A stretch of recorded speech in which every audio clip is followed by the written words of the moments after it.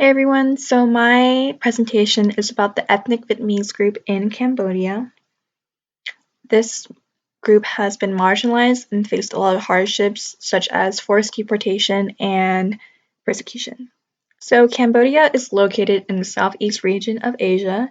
It is surrounded by Thailand, Laos, and Vietnam. The capital is Phnom Penh.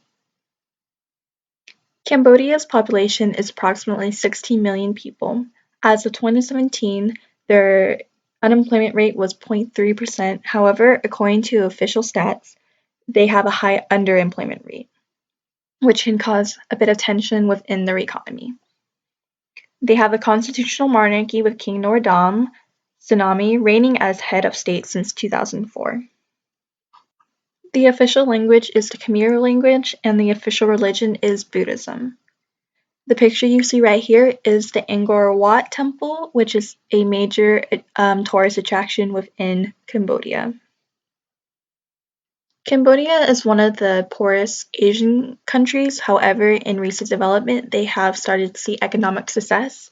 We can see this through their tourism industry, the garment industry, construction, and real estate.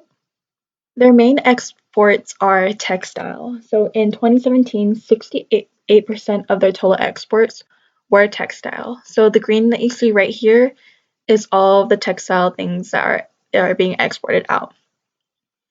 We can see that 24% is knitted jersey, pullovers, and cardigans, and then et cetera, et cetera. All these exports are going to main developed countries.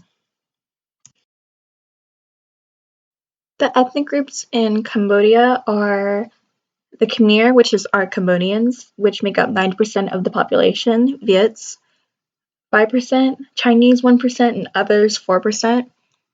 Although this map has actually been produced to show the time during 1972, it's still accurate with the kinds of ethnic groups that are in Cambodia currently. So within this map, we see that the Vietnamese are dominating the southeastern part of Cambodia. Although there are a lot of tension between the Vietnamese and Cambodians, we can still see from this map at the time that the Cambodians were the majority. So what is the history behind the ethnic Vietnamese in Cambodia? Well, to start, the French actually colonized Cambodia in the early 1900s. And during that time, they brought over thousands of Vietnamese to Cambodia in order to have this labor and working force. They gave incentives to Vietnamese at the time that they can find work and get money over there. This later creates tensions between the two groups, the Cambodians and ethnic Vietnamese, because of the rising Vietnamese population that began to be a threat to the Cambodian civilians. So when Cambodia finally received independence from France in 1953, Cambodia made efforts to rid the Vietnamese to establish a more unified Cambodian country, despite the fact that many of the ethnic Vietnamese considered themselves to be Cambodians rather than Vietnamese. So Pol Pot, which is him in this picture, when he took control of the Khmer Rouge in 1975, tens of thousands of ethnic Vietnamese were deported and executed.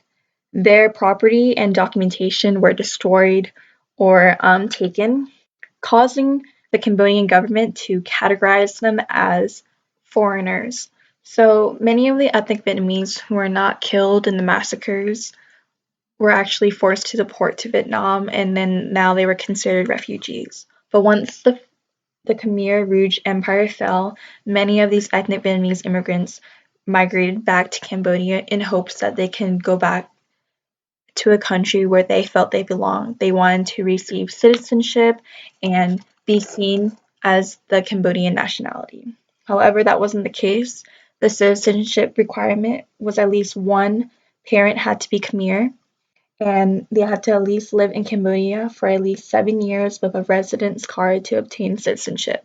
This was hard to prove as during the Khmer Rouge Empire, they destroyed many documentations. Many people have died, so it was hard to even prove that you were living there. So many of the ethnic Vietnamese who did migrate back to Cambodia often found themselves living in these floating villages, which were founded on Tonle Sap or along the Mekong River waterways. Because they were not Cambodian citizens, they did not receive any benefits or any rights. They did not have access to education, healthcare, formal employment, freedom of movement, and owning property. So many of them were founded along the rivers. Many of them had to make a living off fishing. So the contemporary literature I am using for this presentation and paper is about the ECCC and one of the criminal trials. So the ECCC is the Extraordinary Chambers in the Courts of Cambodia. So this criminal trial is about how 4 senior leaders of the former Khmer regime is charged with genocides between the 2 minority groups, which is the Cham and the ethnic Vietnamese.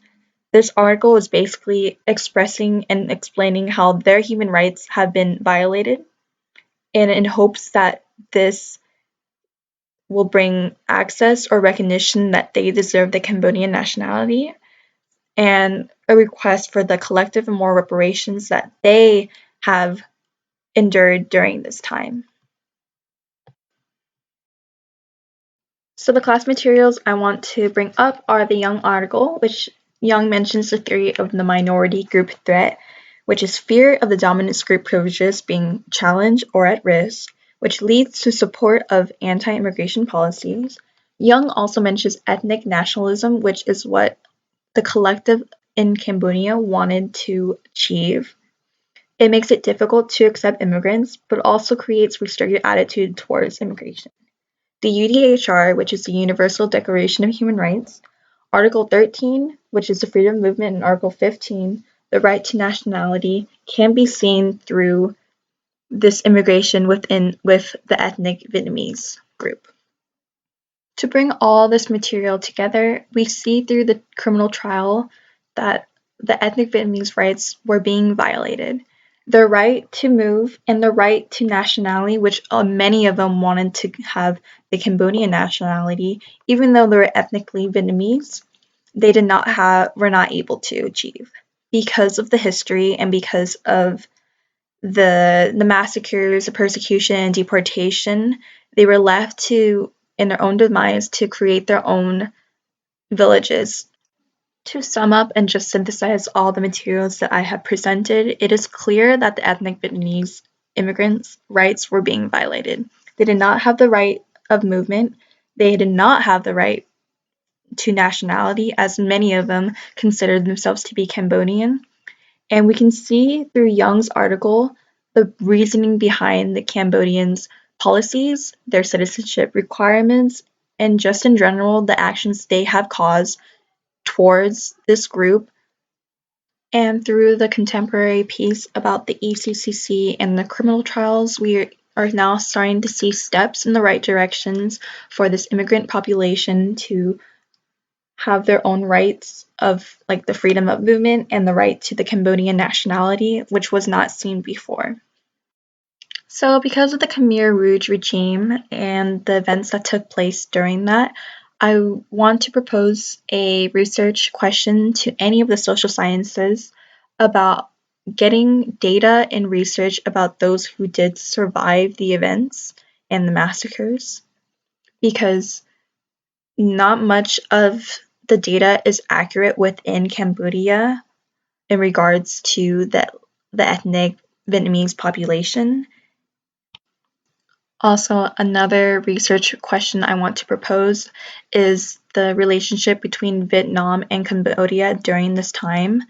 Vietnam and Cambodia are known to already have political tensions between each other, so adding the occurrence with the forced deportation with the ethnic Vietnamese to Vietnam, how did that shift and change their relationships among each other?